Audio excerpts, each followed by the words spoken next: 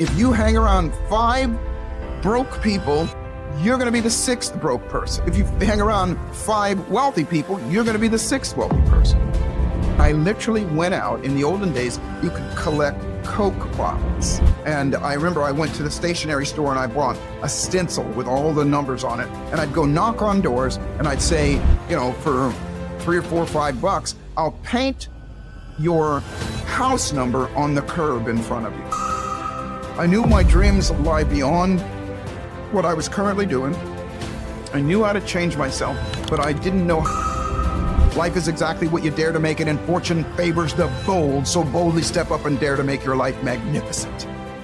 Hello and welcome to the Swedish Wealth Institute podcast. I'm Daniel Wood. I am your host. Thank you so much for listening, and I know you're absolutely going to love this episode with Joseph McClendon III, one of the absolute top coaches, speakers, mentors in the world. And he's going to share some absolutely amazing stories from his life that you can use and get inspiration from and implement into your life. Before we let Joseph come on, I just want to welcome you personally. Thank you so much for listening. Encourage you to subscribe because every single week we have exciting people coming on and amazing interviews that we would love to share with you. So hit the subscribe button on whatever platform you're using to listen so that you don't miss out on next week's episode. In the Swedish Wealth Institute, what we do is we run events. Our goal is to connect you with the right speaker, the right mentor at the right time to help you reach your dream life. We do this through the podcast, obviously. We also do it through our events that you can find on our website, swedishwealthinstitute.com. We do events with speakers like Robert Kiyosaki, Les Brown, Jack Canfield, Nick Vujicic, Rob Moore, and many, many, many, many more. And of course, you'll see all of these speakers at one point or another here on the podcast.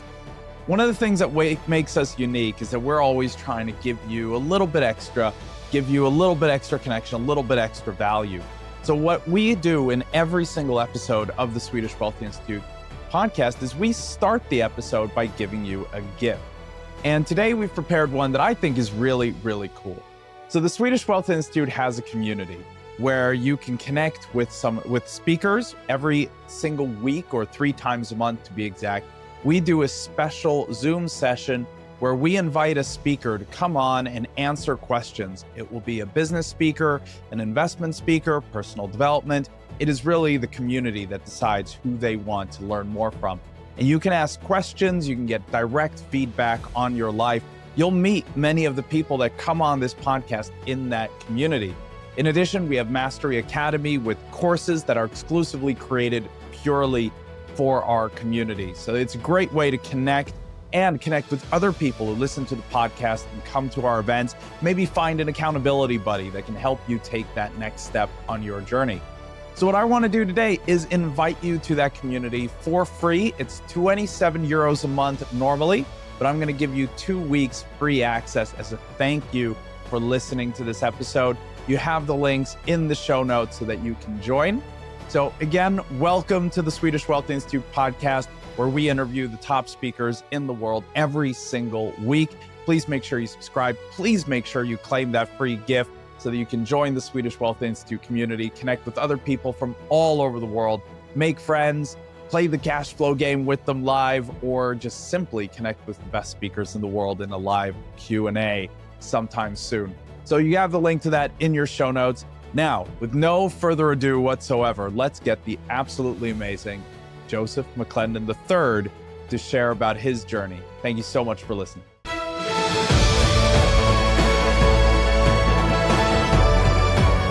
I remember when last year, me and my kids were at your event in Amsterdam, and you told the story, I hadn't heard this before, about how you really were at a rock bottom and it was your birthday and you made a decision to change your life. So tell that story and kind of share where you've come from and, where you are now. Yeah, that Cliff Notes version that you just gave there is really great. And to me, and I'll share with you some of the details of what happened, but it's kind of important to understand that it didn't start there. Meaning I had a great upbringing. I had great parents who taught us great values and taught us that that everybody is worthy of respect. And I had a lot of ambition, and I did well in school. Not really well in school, but I did well in school. I got scholarships and things like that. Then when I was 17 and a half years old, 3 grown men tried to take my life because of the color of my skin. And it destroyed all of that. And when I say destroyed it, none of what I learned and what I grew up with made sense anymore, because I felt like, as silly as it sounds, I felt like if adults could do this to me, then there's something wrong with me. And don't get me wrong, I resented them and I hated that happened. And Daniel, it wasn't just what they did to me physically, it was what they said to me. And that's what lingered longer than the bruises and the cuts and the broken bones. And that destroyed me. And then shortly after that, my life started to go downhill. I never abused drugs or alcohol or anything like that, but I abused myself, meaning that I turned into complete and utter self-loathing. I hated myself. I hated my life. I didn't pursue school. And I did. I wound up homeless. I wound up living in a cardboard box behind an old drive-in theater. And the day that you're talking about was on my 19th birthday. It wasn't a decision of mine, to be honest with you. It was a decision of somebody else to be kind to me. And what they did was they gave me the book, Think and Grow Rich. And to be honest, kind of leveraged me to read the book. I won't go into that now, but I read the book. And because I was desperate, if I was to say there was a decision made, I decided to read the book and take it in. And I read that whole book, Think and Grow Rich, in one day. Wow. And I was fascinated. And I was fascinated because, among other things, I think the biggest takeaway at that place was that I could take control of my own life and I could change the direction of my own life.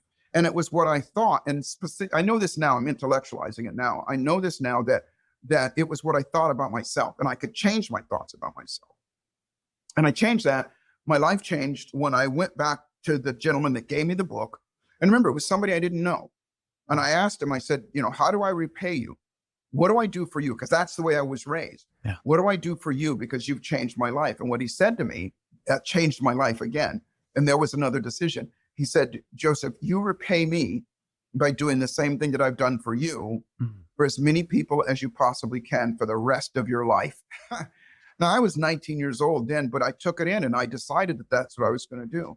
And that's why I get to be with you right now and do what I do. I love that. I have so many questions around it. Start with what was that moment where he gave you the book? How did that come about? It came about, it seems serendipitous and coincidental when you hear about it. But the truth of the matter is, which is what we taught at the A Factor, it was a result of my, let's just say, magnetizing that into my life, needing it, wanting it, and making it happen.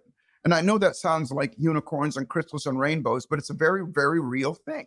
And anybody, and I've had the privilege of working with some amazing people through time.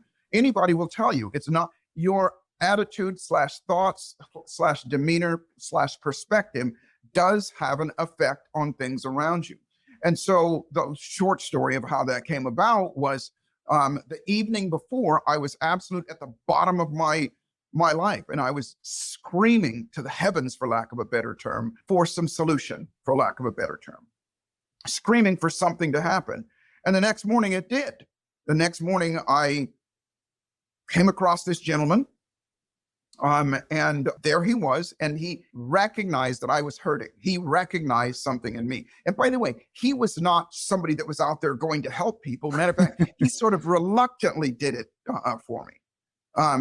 The story is so long, and when people attend the A Factor, I go into depth about how that happened, because now I know that that's a process, if you will, of creating situations, circumstances, and even material things in your own life. I always say to people, Daniel, that we all know people that the ball seems to bounce in their favor. They always seem to be luckier than other people and things seem to happen for them. Well, is it possible that they're knowingly or unknowingly doing something to make that happen? And the answer is yes. And by the way, this is science. That is, I'm somewhat of a scientist. My doctorate is in neuropsychology, and that's science, but I researched things. And the truth of the matter is that we, like I said, when I learned in that book is that we can take control. We can actually impact, influence people, situations, circumstances around us to make those changes. And so when he did that, when he came across me and he said, read this book. And if you don't read the book, see, I had crashed my motorcycle the day before. And he said, and I asked him to fix my motorcycle. He was at a welding shop. And he said, if you don't read the book, I'm not going to fix your bike. And so I reluctantly read the book. But as soon as I started reading it, I started to get it. And here's what's another important thing is the book was a catalyst more than anything. That book was written in 1937. But it was a catalyst to get me to start thinking differently. And so when you said your original question was, what was my deciding moment? Well, the decision was made for me by this guy, almost forcing me to read the book. But the decision to go forward came from, I know now that I was stimulated. I was introduced to something different, something new, something that was possible. And that changed everything. And that I know now, that's called a significant emotional event. And that's what we, and you and I'll get to do this, and hopefully we're doing some of it now, to get people to go, oh, that's possible. And as soon as they do that, from a neuroencoding, a neuropsychological standpoint, as soon as those eyebrows go up and we get curious or something like that, endorphins, dopamine, oxytocin, and epinephrine go into our system, and our brain goes, hey, what just happened there? I need to pay attention to that, and I'm going to decide to do something different from that point. So we can create those moments for people as well so that they learn and do things differently as well. I love that. One of the things that, when I started learning personal development, one of my biggest questions was, do actual successful people do these same things? And that's one of the reasons I love doing this podcast. But I've read lots of biographies, and the book, Think and Grow Rich, keeps coming up in people's biographies. Like Warren Buffett read the book and would give it away to all his friends. And what makes it so interesting, though, is you see how a lot of people have read that book and are wildly successful. But the book overall has been sold, 40 million or whatever million copies, right? All of those people haven't become Warren Buffett. All of those people haven't become Joseph McClendon III. What is the difference between what you did with the book and what so many other people do that don't get the result? Yeah, I would say, again, we learn two ways: repetition and significant emotional event, meaning the amount of emotion that is put into anything will determine whether you're going to carry it forward. And I will say the two things that let's say successful people have in common about having read that book is they don't stop there. The book was a catalyst to do something else. From that place, and I still do to this point, to this day. So I'll say this, that it is immersion. I'll tell you what that means here in a second. And it is environment, meaning put yourself in the vicinity of like-minded people that can coach you, that can be examples of what is possible, that can hold you to a higher standard, that can teach you those things that you want. It's absolutely critical. I cannot stress enough seminars, workshops, even what we're doing right now, things like that, to keep that kind of thing around so that you can be around people that are. One of my other mentors, Jim Rohn, used to say that you will achieve or fall within 10% up or down of the 5 people that you hang around the most.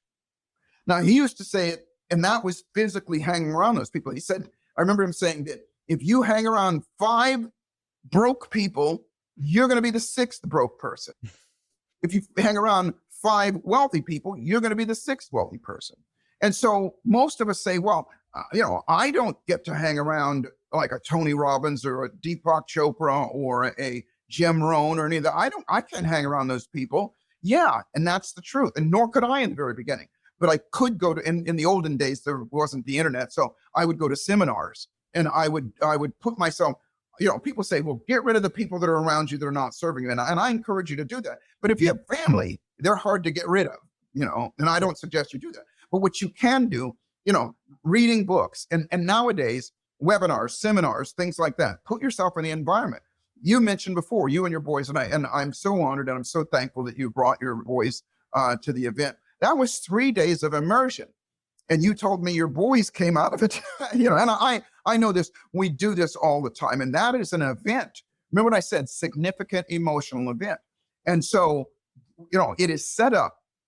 Again, I want to say that it is immersion, meaning keeping it around you long enough that it becomes part of who you are, versus, reading something or doing something and going on and not keeping it going forward. So putting yourself in the environment so you have immersion, and then putting yourself in the environment where you have others that I say BTDT, been there, done that, and they can teach you things. And it is the quickest, most efficient way of going. You can't see the whole sign back there. I'll go you a little bit. It says further, faster, and that further, faster means get what you want sooner rather than later. If you want to be wealthy, do what it takes so that you get it sooner rather than later. Time doesn't wait for anybody. So you were 19 years old. You read the book, Think and Grow Rich. You decided to fully immerse yourself in that. You started going to seminars. You got your doctorate in neuropsychology. And you've obviously had a journey. You ended up partnering with another Jim Rohn mentee in Tony Robbins. And share that journey and, how all this came together. Well, and it's interesting because as you're saying these things, the sequence of those things is a bit out of order. So let me bring you up to speed on this. So because success is a straight line, isn't it? What are you talking about? Oh yeah, it always is. There's once you start, there's never any challenges. There's never anything that gets in your way. And it's just all roses and sunshine from the time that you start. Oh, far from it. Well, I was 19 when I read the book, and I was freaking broke. Yeah. And I literally, one of the things that I remember from the book, and there was two major aspects of the book. One of them was change your brain to change you first. I say now, physician, heal thy first. And the other one is change your brain or your thoughts so that you can influence others around. And so the first part was changing me first. I had to get my self-esteem back. I had to get my courage back and all of those things. And I started looking for ways. Obviously, I wanted to make money. And so I started looking for ways to do things and doing simple little jobs and things like that. And I did start from my background. My dad was a mechanic, and he taught me how to use tools and things like that. And I got a little job at Lockheed Aircraft, and I was doing that little job, but I was still broke. And I saw this opportunity. Now, this is over several years, okay, that I'm about to share this lineage, if you will. And this was in the 80s. Okay, actually late 70s into the 80s. Anyway, kind of condensing things. I saw an infomercial on TV. And for those of you that are younger than 30 years old, infomercials are like what we're doing. Well, no, we're not doing this now. It's kind of a television ad on television. And it was this guy, his name was Robert Allen. And he was one of the first people that was teaching people how to buy houses and flip them for a profit. And his course was, I think it was maybe less than $100, but I didn't have $100. And I remember going out and I bought a book, and I read a lot. And most of the books that I read were how-to books. And it was this guy that was talking about how to make some money if you don't have anything. And I literally went out. In the olden days, you could collect Coke bottles, and I remember I went to the stationery store and I bought a stencil with all the numbers on it. And I'd go knock on doors and I'd say, for $3 or $4 or $5, I'll paint your house number on the curb in front of you. And not everybody said yes, but a lot of people did. And I saved up enough money to go to this guy's seminar. And I went to his seminar, and I remember sitting there, Daniel, and his thing was, he says, now, by the way, I had this dream, this desire to be a musician. I was a musician, but I wanted to get a recording deal. I actually have one of your songs on my Spotify playlist. Oh, really? Oh, yeah. That's awesome. So in between there, I'd actually switched jobs. I became a dental technician, and I was going to college. I was working my job. I was trying to have a relationship, and I was playing in bands. I had 2 bands that I was doing, so I was full. And so anyway, I went to this guy's course because I wanted to quit my job, because if I quit my job, then I could go after music. But I was afraid to quit my job because I'd been homeless before, and my father, well-meaning father, always said, you have to keep a good job. You got to stay in school and keep a good job. And that was my psychology, and that's the way it was. So I went to this guy's course because I figured, okay, I'll buy these houses, then I'll get enough money. And then I don't have to have a job, and then I can pursue music. That was my logic. And I was maybe 25, 26 years old, I guess, maybe a little bit older. But I remember Daniel, he said, look, here's the plan. If you buy 2 houses a year for the next 10 years, at the end of 10 years, you'll have X amount of houses because you'd buy some and you'd sell some, but you'll have a residual income because those houses will pay you rent of like $10,000 a month. And I thought, and that's, back in the 80s, 10,000 is still a lot, but back then it was like a freaking fortune.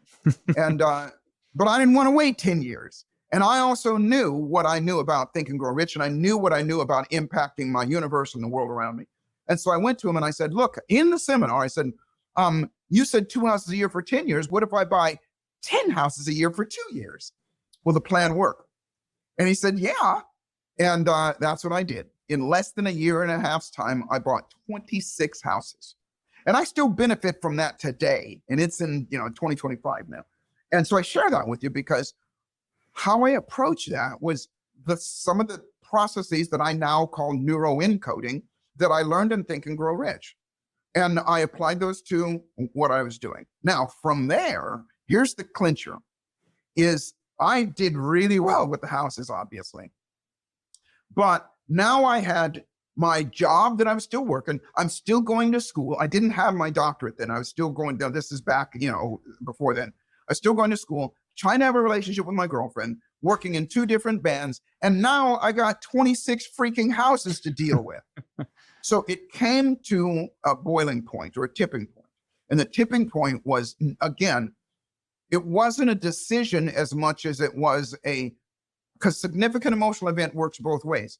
Significant emotional event means you have an aha, you have pleasure, you have some sort of great feeling about something, but you can also learn things the other way as well when you got a lot of pain. And so it was in that pain moment that I realized what the challenge was, and that was I couldn't quit my job. I knew my dreams lie beyond what I was currently doing. I knew how to change myself, but I didn't know how to get rid of my fear, even though my major in college was psychology, but it didn't teach us how to get rid of those fears. And so it was then that I went to another seminar, and this was in now 86. Yeah, 1986. I met my friend Tony Robbins, and I had no intention of doing what he does, none whatsoever. I wanted to be a musician, but I watched him do something called NLP, Neuro-Linguistic Programming. And what he did was he took this lady who had a fear of heights. And when I was in school, they said, that's going to take you 3, 4, 5 years of you coming in and laying on my couch and let's talk about it. But I watched him help that lady get over that fear in like a half hour. And I was fascinated. Now, I had no idea who this guy was, but we met before the seminar and we became friends before the seminar. And when I watched him do that, I thought, I didn't know what he was doing. And by the way, I only went to 1 day of the 4-day seminar because I had to get back and play music. But I watched what he did and I thought, well, what if I did that with myself? And I didn't know what I was doing, but on the way home, I pulled over and I did that to myself. The next day, I gave notice on my job. And the rest is history. I quit my job shortly after that. I pursued music. And I did. I got a recording contract with CBS Records in 1990. Actually, I got it in 1990. And during this time as well, I still stayed in school. I did some things. You may have some songs on it. You said you have some songs on it. Made records. Made some money and all that stuff. And all that stuff was great. And then my mom got sick.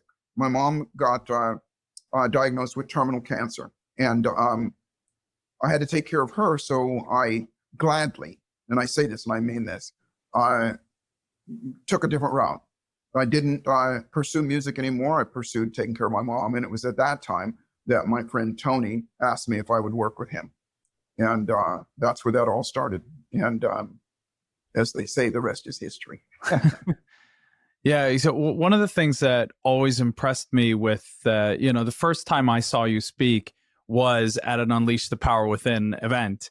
And it was so funny because the first day was Tony Robbins. And, that was why I was there, right? It's Tony's event, right?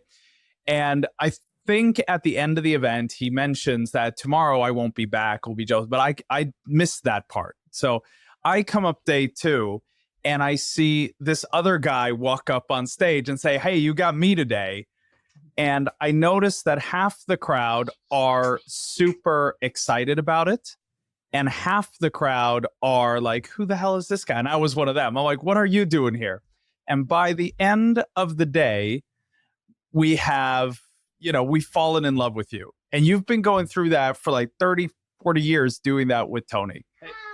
Hey, how are you? Good to see you again.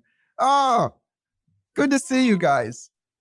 I'm so glad you did that. The truth of the matter is, I had no intention of being on stage with Tony, but how that whole thing came around was when Tony asked me to work with him. He didn't say work with me. He said work for me. And I go, A, I don't want another job. And B, I don't want to work for my friend. And he said, okay, well, let's figure something out, because that's the way he is. Yeah. At the moment, I wanted to continue doing what I said, which was, to pay back the gentleman that changed my life. I was going to make sure that I was always doing something in service of other people as well. So I said to Tony, I go, look, and this is, again, 80s, 90s now. I go, 9 times out of 10, when I go to your seminars and your workshop, I'm the only Black person in your event. And it was a truth, And I said, I became successful with the real estate and all the other things. And my Black friends would come to me and they go, Joseph, what are you doing? Teach us. And I would go, well, I go to these seminars. I listen to these people, Tony Robbins, Jim Rohn, all the people back there. And their comment back to me often was, well, those are white people. And I go, yeah, and they go, well, we can't relate to those people. And I go, it doesn't make a difference. But they still didn't adhere, if you will. So I went to Tony and I go, look, let's write a book together. And I said, and he was starting to blow up. So he was very, very busy. I said, I'll write the book. Let's just do it a co-write. And I'll use all Black stories and examples. So that, because I wanted to bring this to that community.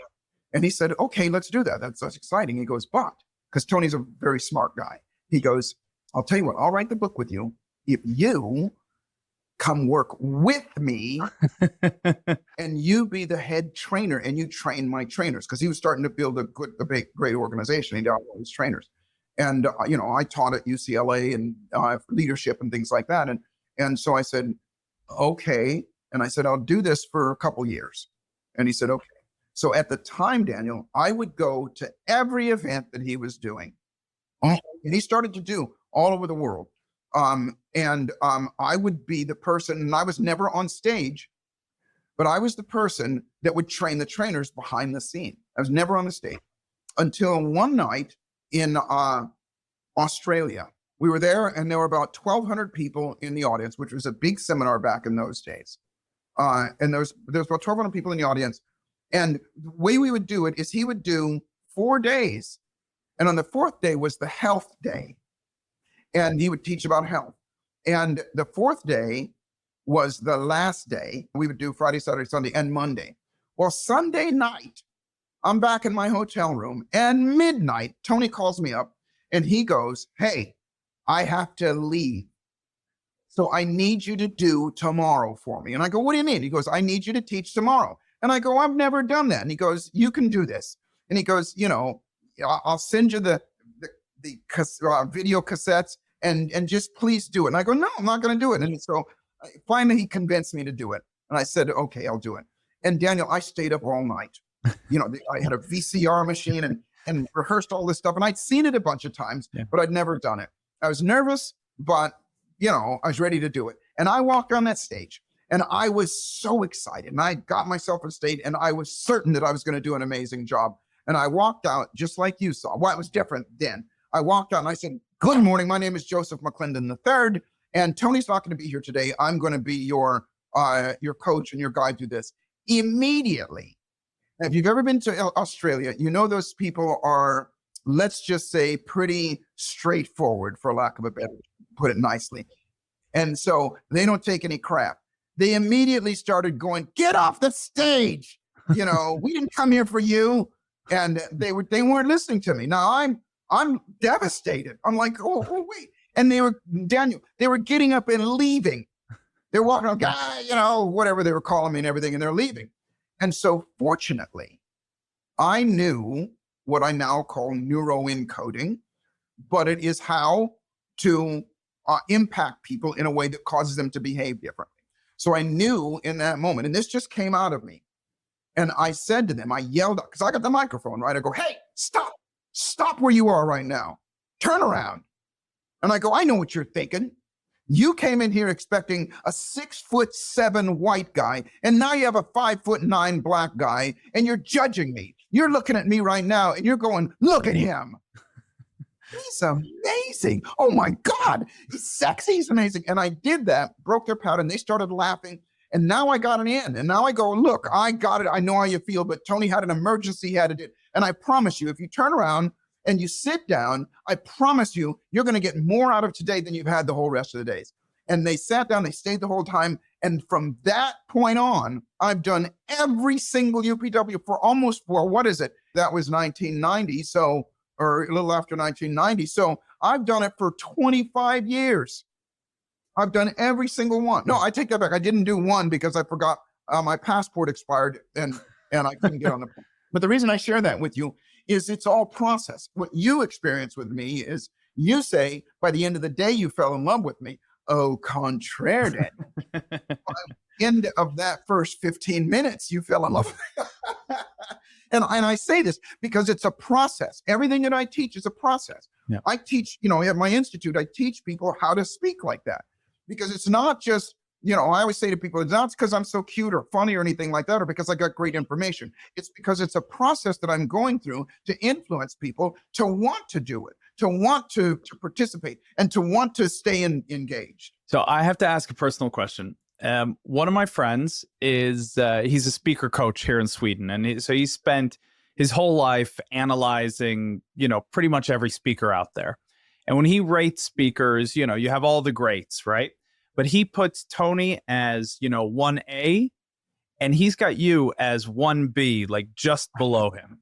So, and then you have all the rest. So like he holds you in amazing regard.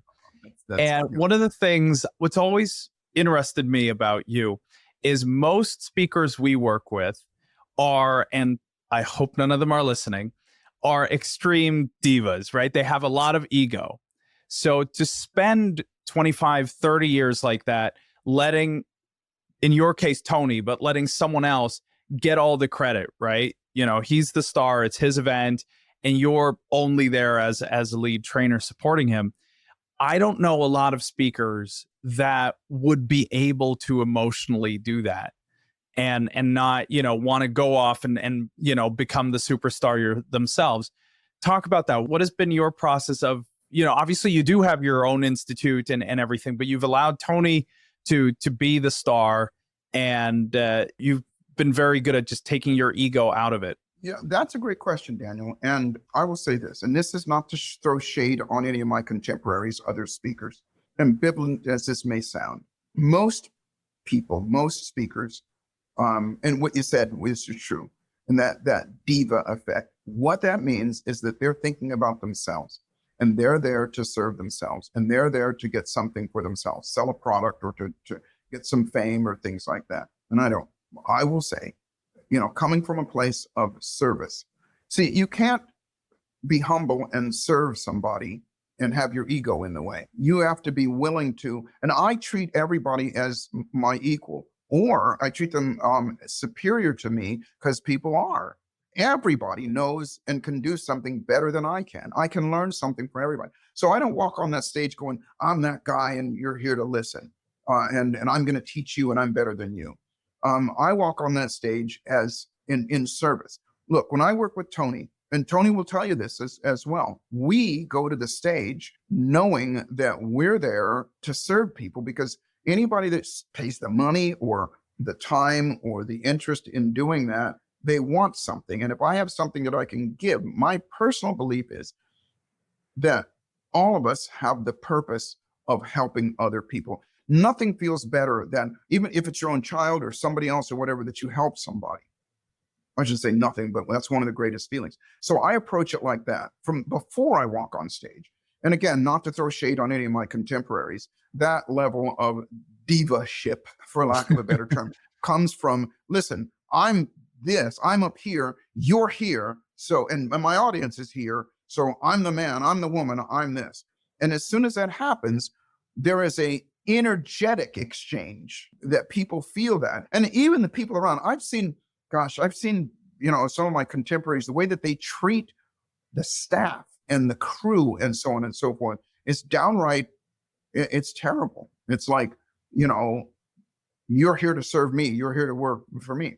And so for me, no, it's the other way around. So, to shed light on your question with working with Tony and being in that place, those people are not there to see me, especially in the situation like you just said. They're there to see Tony.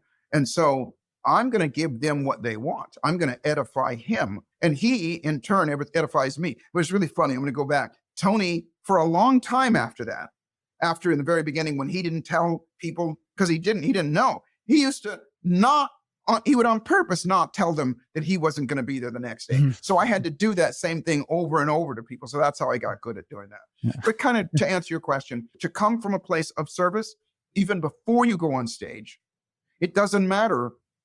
Look, when you're on stage, and this is what I teach my students, when you're on stage, you've already achieved that place of at least people are there to listen to you. You're the one that they're paying attention to. You're the one that's got their attention. You don't have to try for any more. You're already there. And so now just give it to them. Give back and give them what they want, what they came for. Love that. I've found that it takes a very special person to want to be a speaker, because it is tough. You're putting yourself out there day after day. And now I've always been impressed by how you've done it with that humility as well, and that there is no ego as a part of it, which is amazing. Share a client story with us about where you helped someone go from breakdown to breakthrough using these methods, and what did you do for them step by step?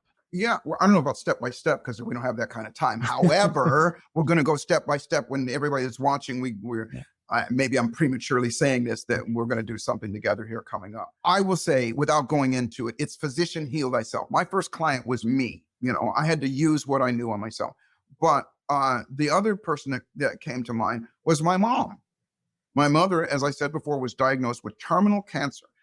They told me that she had 2 months to live. They told me, but I knew that if they told that to her, then they would put that in her fear, in her unconscious. So I never let the doctor, tell her that. And, I told the story at the event. We almost went to blows behind it, but I never let him tell her that. And so in between there, when my mom finally woke up, I told her, and I don't know whether I made this up. It's been 20 years ago now. I don't know whether I made this up or I heard it somewhere, but it comes through you when you need it. What you've learned comes through you. And I said to her, when she woke up, I interrupted her pattern and I said, look, Mom, the doctor says you have cancer, but there's only 2 kinds of cancer: can surrender and can survive. And so we're going to survive.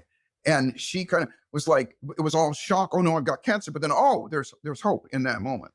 And so by utilizing the process that I now call Neuroencoding, programming her and helping her program herself to think differently about herself, think differently about the process that she was going to go through. She lived another 11 and a half years cancer. Wow. Yeah. And so to answer your question, that was, so step by step, there are several steps to go through, but that's the first thing that comes to mind, and the first person that I used this stuff on to change her life, because I was still a musician at that point, by the way. So give us a bit of a neuroencoding starter plan for ourselves, like a daily exercise that we can do. Well, first off, it's so great you said that, because it starts with, as soon as you wake up in the morning, I have 3 things that I say to people. And I will say this, it's not just a psychological things. There's 3 things that impact our lives going forward. And they are this: our psychology, and I'll tell you what that means here in a second; our consumption, meaning anything that goes into our bodies, mainly through our pie holes, but also our ears and our eyes, that's consuming, that's bringing in, and our movement. And so if you start your day off in the morning, and the particulars about your psychology is what you think about yourself, other people in the world around you. And you start your day in the morning and you make the declaration of who you are with those words. Remember, as you speak into reality. And so I would say to everybody, and I'm going to give you mine, Start up, and it could be as simple as, I am, say your name, healthy, happy, financially abundant. You don't have to be all of those things right now, but you are some of them. If you're alive, you've got some level of health. Okay. If you can smile, you got some level of happiness. If you can pay your rent or your car payment or afford a cell phone or something like that, you got some level of financial abundance. Because there's a lot of people out there who don't have any of that stuff. And so to declare that, it allows you to start looking forward and going, okay, I am this. So that's the foundation I can develop. So I start off every morning and I say to everybody, you can do something as simple as that, but say something to yourself with a smile on your face. Like I said, when you smile, endorphin, dopamine, oxytocin, epinephrine goes through your system. You feel good. Your brain goes, what just happened? And it goes, oh, I said this about myself. I'm going to believe it. And it goes deeper. So I start my morning off. Now, this is mine. Listen, I'm a pro. I've been doing this for a long time. So I'll give you mine. I wake up in the morning and go, I, Joseph McClendon III, with a smile on my face, am a God-guided expression of health, wealth, happiness, joy, passion, love, and absolute possibility for myself and everybody that ever privileged of touching their lives. I believe that life is exactly what you dare to make it, and fortune favors the bold. Therefore, I boldly step up and dare to make my life magnificent. And obviously, I've been saying that for a while, and I adjust it from time to time. But guess who believes that stuff? Me. Our words mean something versus getting up and getting on our phone and doom scrolling, or versus getting up and going, oh, where's my coffee? That kind of thing. So that's the first. Well, I should say this. No, the first thing I do as soon as my eyes wake up is I drink a glass of water. I put it by my nightstand first thing in the morning. And this is critical because remember, it's your physical body as well.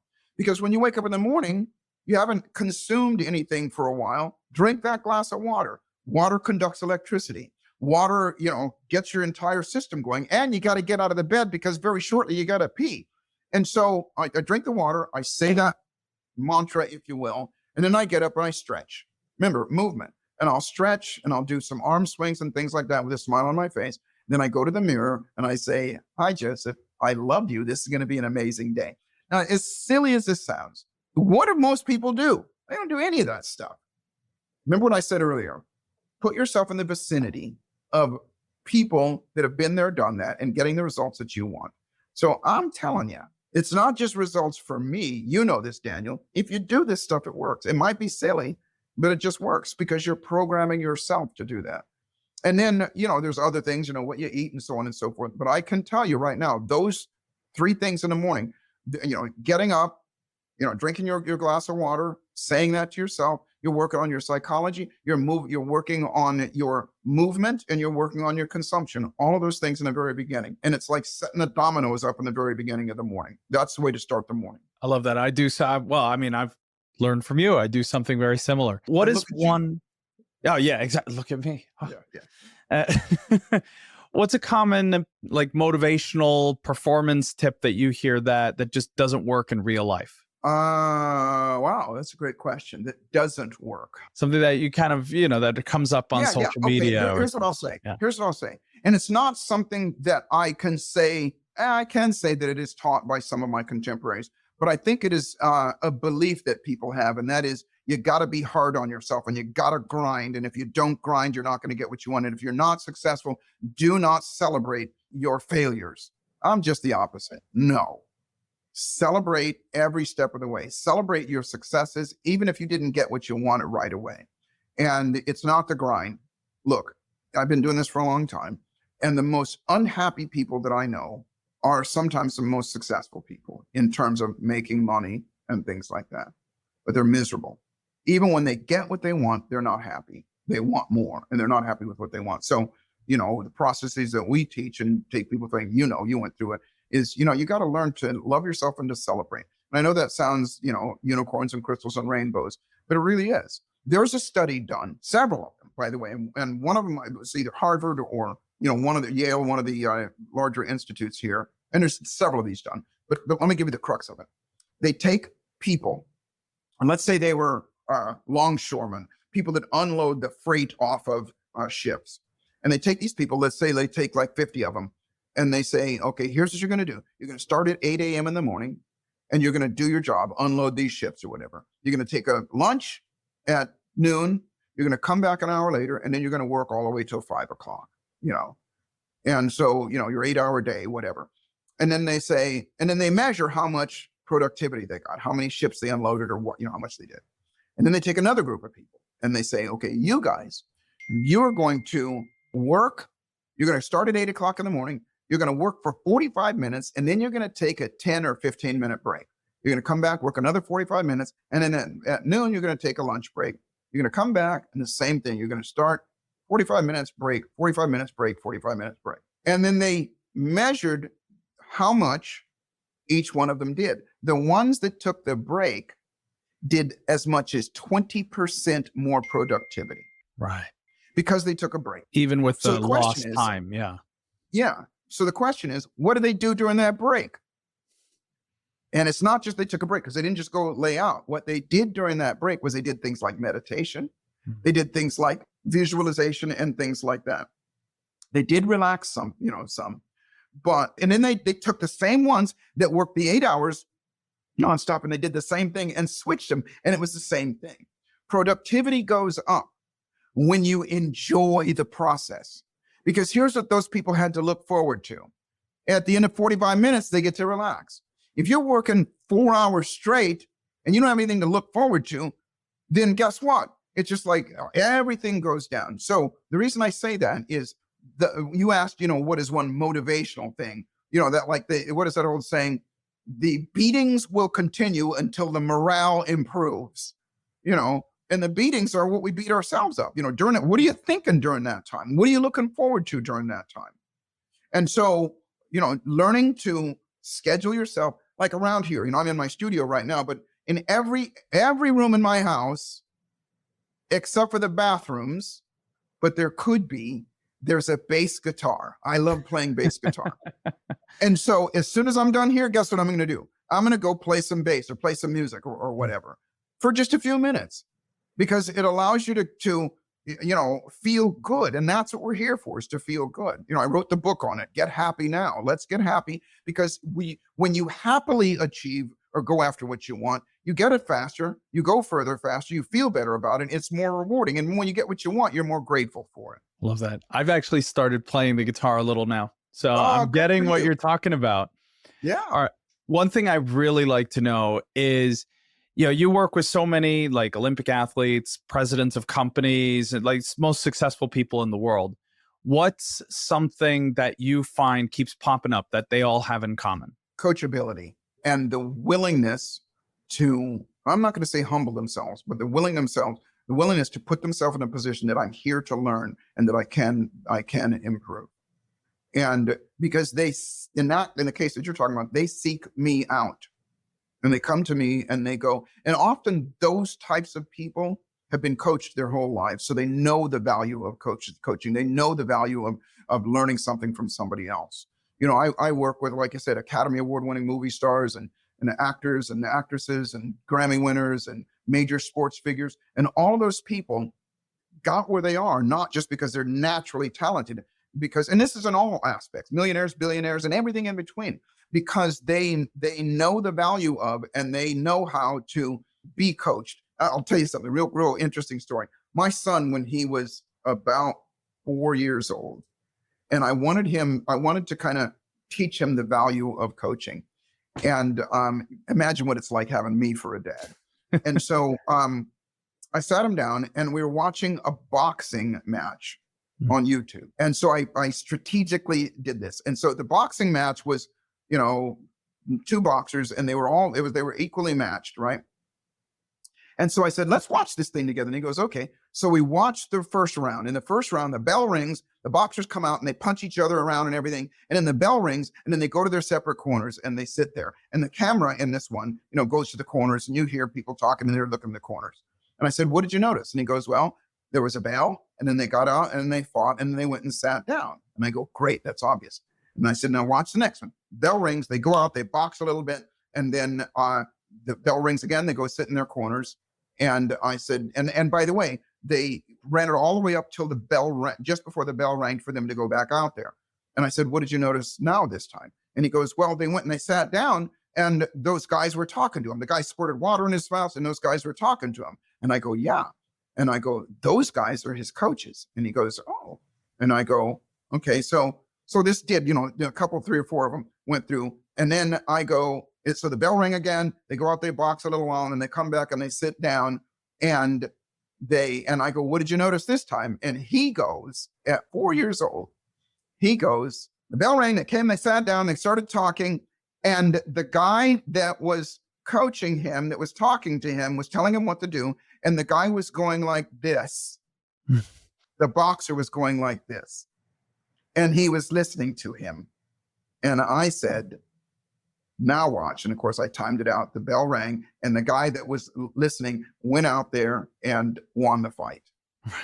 And I said, so what did you learn? And he goes, that guy that's coaching knows something that the boxer doesn't, and he's telling him what to do. And I go, yeah, that's the value of a coach. And so I wanted him to get that early. And my son now, by the way, he just started college. He just a couple weeks ago, just started college, and he's a volleyball player. And he is on the number one, we live in California, volleyball team here in California. And his whole life, whether it was volleyball or anything else that he did, as a parent, he didn't always listen to me for a while, but that's fine. I don't care where he learns it from. But he's that guy. I watch him with his coaches, and he just sits with his mouth shut and listens, and then he goes out and executes it.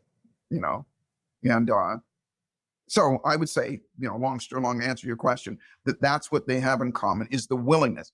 And if you don't have, a personal coach, I encourage you to get one. But in the meantime, or in between there, avail yourself of whether you're reading books or, I always say now, it's like seminars and workshops and things like that. Go. It is, the best money I've ever spent. And it's a lot, by the way, is on education, but mostly through seminars and workshops and things like that. So what do you do when you got, have a day where you're drained or kind of off your game? What do you do to reset? Play bass. No. I have a room in my house that I call my wellness room, and every gadget you can possibly imagine, massage machines. I have the incline machine. I got massage chairs. I got things like that. So for me, it is just relax. Just relax. Because remember what I said, that whole grind thing, what does a grinder do? It takes stuff away, So for me, my reset is to just relax and spend some time with myself and just be happy. Do the things that make me happy. Awesome. All right. A quote or mantra that you use every day. Look where you want to go. That's one, but I'll also say my own quote. Life is exactly what you dare to make it, and fortune favors the bold. So boldly step up and dare to make your life magnificent. I like that. One book that shaped your approach to performance. Think and Grow Rich. That's easy. Yep. The best purchase you've ever made under $100 that boosted your productivity. Outside of books, I would say, it was that seminar that I went to. It was that first seminar I went to. It was under $100. Yeah. All right. And what's next for you in the next 12 months? Woo, it's jam-packed. Gosh, I have several events, including the one that you're going to be doing together. Those are the things that I look forward to. And at this stage in my career and what I do, that's where I get to continue to, because the guy told me for the rest of my life, give back. So I've got a series of seminars and workshops that I get to do and do some travel now that my son is, out of my house and in a dorm. I get to go travel other places and things. And I have a health product that I'm making. I also, my institute, the Neuroencoding Institute, we're constantly improving that. And we've got some great new changes that are coming in there and great new assets for other coaches, mentors, and teachers and things like that. So, I have a full roster of things to look forward to and to do. That's awesome. Well, we love giving gifts and giving stuff away here to our community. So you've prepared something. So would you like to share what you are going to spoil our listeners with? I don't know about spoil, but I'm going to, at the risk of sounding arrogant, change your freaking life. And then, by the way, do not take that lightly. And what I mean by that is our life changes, even if it's a little bit now, you change a little bit now, you take it out a year, 2 years, your whole life is different. And so my gift to everybody is, and it's absolutely free, is we're going to do a webinar. This has been absolutely wonderful, Daniel, and I always thank you for this because you're interviewing me, but I'm going to teach some of the fundamentals of something called the A factor. The A factor is the A stands for abundance. Every single one of us, anybody that's listening, you wouldn't be here if you didn't want more. And it's in our DNA. We want that. And abundance means to have more than enough. And so that there's a process in being able to do that. We talk about successful people. Everybody wants to be successful. And it comes down to this. If you don't have what you want or are not well along your way and going further faster, it's because there's only 10 things that are slowing you down or stopping you. I call them the toxic 10. Procrastination, hesitation, fear of failure, fear of success, self-doubt, self-loathing, imposter syndrome, stress, overwhelm, and fear of rejection. If you don't have a plan and a process to mitigate those things, they will consume your life and they'll keep you where you are. So I'm going to do a webinar. I think it's just a few hours, and I'm going to teach you some of the fundamentals of that. And it's my gift to you. And if you do them, then you'll start to get results. And I'm sure you'll include it in the. You'll find the link in the show notes, so you can go and grab that, guys. So you don't have to do anything. It's virtual, just like we're doing right now. And again, these are tools, processes, and strategies. And as I said before, it is process, not knowledge.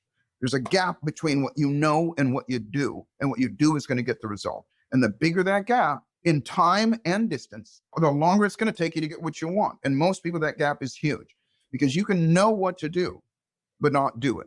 People that want to lose weight don't lose weight, not because they don't know how to lose weight. Quit putting so much food in this hole, move your body. It's physics, you'll lose weight. But they don't do what they know because procrastination, hesitation, fear, failure, all of those things get in. And so I'm going to avail you to those things there and get you moving on those things. Why? Because if I help you do that, then you'll help somebody else and they'll help somebody else, even if you do it by just being the example. And so I invite you to do that. It's my gift to you. Awesome. Well, Joseph, I really appreciate you taking the time with us today. Thank you so much for joining us. It is my absolute pleasure always with you, my friend. And I look forward to I know you have an event that we're going to be doing here shortly as well. We have multiple events you'll be joining, so it's not over yet. What an episode. I absolutely love Joseph McClendon. He is so amazing. I hope you did too. And I hope that you've subscribed to the podcast so you don't miss out on any further episodes or updates. And please leave a comment on whatever platform you're on. I'd love to hear your thoughts and what you felt. Joseph is one of my big idols. He's opened so many amazing doors, and I'm so happy we could share a little bit about him with you. So thank you so much for listening to this episode, and I look forward to keeping this connection with you week after week as we meet amazing speakers. Next week, we're gonna meet Robert Raleigh, who wrote the book, The $1 Million Decision, a best-selling book about how to get rid of all the fees and costs when investing, and make sure that Wall Street isn't stealing your money instead, so that you can grow your funds and live a life of financial freedom and have a happy retirement. He's going to show you when and how to invest, why and how funds and financial advisors and Wall Street is stealing your money. So we're going to get through all that. It's going to be really, really, really cool. You obviously got a gift from Robert in the interview, which was really, really cool as well as that gift of 2 weeks membership in the Swedish Wealth Institute community from us. But that's not it. We always want to over deliver. So today we've prepared a second gift for you, and it is a gift to one of our upcoming summits. So we have 2 summits planned here for October. Both of them are Your Path to Financial Freedom summits, starring Les Brown, Robert Kiyosaki, and Nick Vujicic, Rob Moore, Kim Kiyosaki. We have John Azareth, Dr. John DeMartini, Joseph McClendon, of course, and many other absolutely amazing speakers, including Brian Tracy, which I'm really looking forward to. Now, the only difference between these next 2 dates are their time zone. So we have in the European time zone, which is 10 a.m. to 7 p.m. Central European time. It's the 9th to the 12th of October. And then we have in the US time zone, so we're going on US Central Time there, it's the 23rd to the 26th of October. So whatever time zone fits best for you, make sure you register for that summit. We want to give you a free ticket to that amazing 4-day summit where you meet 22 of the best speakers in the world. Go to swedishwealthinstitute.com/events. and you will be able to claim your free ticket. We also have a link to that, of course, in the show notes. Again, thank you so much for listening. I look forward to connecting with you in the community. I look forward to hearing from you about this episode in comments. And of course, to see you next week when we interview Robert Raleigh and of course at the summit. So thank you so much for joining us. I hope you've subscribed to the podcast. I hope we get to connect with you again soon. Thank you for taking the time to listen to us, and I will see you next week. Robert Raleigh wrote The $1 Million Decision and teaches everyday investors how to avoid costly pitfalls. Expect clear, simple rules you can use. I ordered all these account statements, and when the envelopes arrived, it was like, what? Are there some zeros missing? Over 30 years, what happens with your money? We had the courage to invest when nobody else wanted to invest, when everybody was selling.